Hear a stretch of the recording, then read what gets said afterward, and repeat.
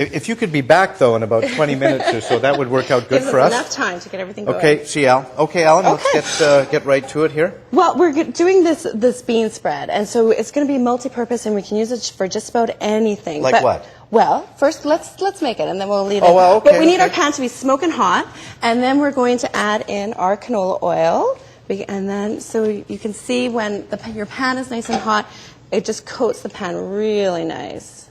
That looks good. Okay, so it's good. We're going to add in our onions.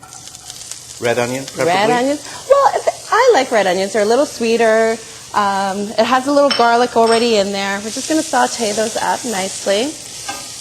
And you can hear that sizzle. That's really important. Anytime you're doing a saute, that you're going to hear that sizzle. You can smell that sizzle. Isn't that nice? So that's going to cook. And then we're going to add in our white beans. Okay, or now, navy beans. Are these beans from a can, or these beans that you soak?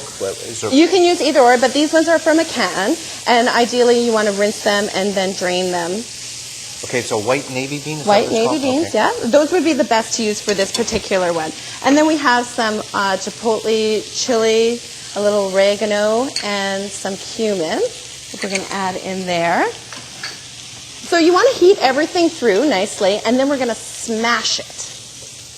Smash it. Smash it. You know, it's good to have some fun in the kitchen, and I think, part of it is smashing and playing with your food. This dip you can use as a spread that we're going to make some homemade tortilla chips with, or you could put it in a tortilla, wrap it up, put it on crostinis. It's going to be anything. It's a really versatile, great, entertaining dip. Pita, naan bread? Yeah, that would be delicious. We have a little red pepper, so we're going to add in. And so just as, you want to have your dishes to be that you can use them for multiple purposes. Have it for a main course, have it for entertaining, and what Al brings back to us is going to be so exciting. Well, you're entertaining. Now, if you were having friends over, how would you serve that? Or I would serve it with the homemade tortilla chips. So would that be an appetizer? That would be an appetizer, or you could do it as a main course. So it's heated through, and now we're going to grab it on, and we're going to start just to mash it. We are. Yes. So you want to get that going, and depending on how thick or thin you want your paste, your spread, then we're going to take a little chicken broth. Nice. And add that in. So this is going to thin it, gives it a little more flavor too, and so you can start smelling those great flavors.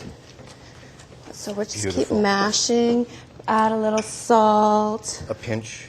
Yeah. Oh, look, you got some in the frying pan. I did good, didn't I? A little pepper. So I want it to be a little rough. I want still that you can see the beans in it.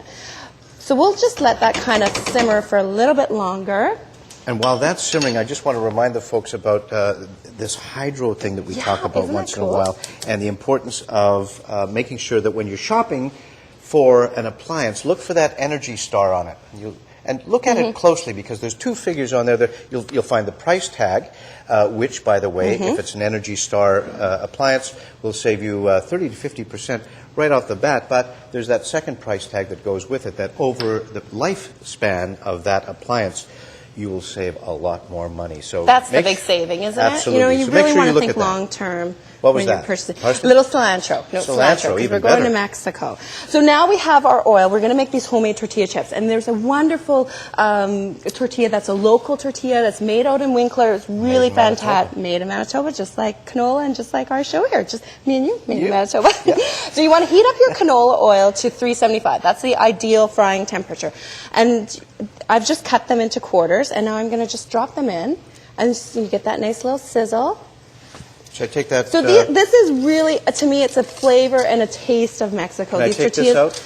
Well, you want to keep your thermometer in there so you know that you're in that range, and you can adjust your heat as accordingly.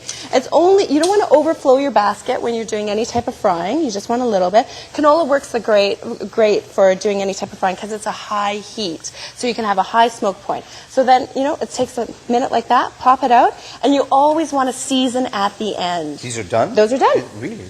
Those are done. And of course, there we go. There's some tongs. There we go.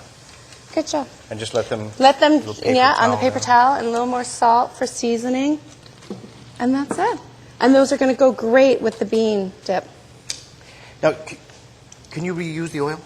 You know what you should be doing is let it cool, drain it through a paper towel or a coffee filter, and then put it in a cool glass jar, and you're ready to go to reuse it. Perfect. We're going to take a quick break. We'll be right back.